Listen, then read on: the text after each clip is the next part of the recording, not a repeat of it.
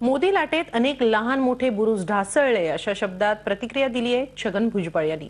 लोकसभा निवडणुकीत छगन भुजबळांचा नाशिक मतदारसंघातून दारुण पराभव झाला। शिवसेनेचे हेमंत गोडसे नाशिकमधून जॉईंट किलर ठरले। या मानहानीकारक पराभवानंतर भुजबळांनी पहिल्यांदाच ही प्रतिक्रिया दिली आहे। त्याचबरोबर राजकारणातला प्रवास मात्र सुरूच राहणार असल्याचंही त्यांनी स्पष्ट केलं। निवडणुकीमध्ये हार जीत होत असते। अनेक लोक मोठे मोठे दिग्गज जे आहेत निवडणुकांमध्ये हारले आणि परत उभे सुद्धा राहिले।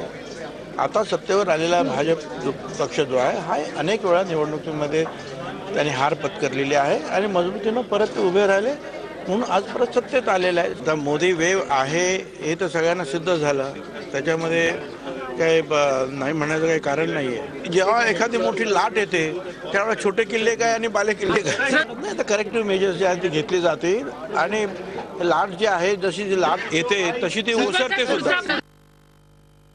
मावळ लोकसभा मतदारसंघामध्ये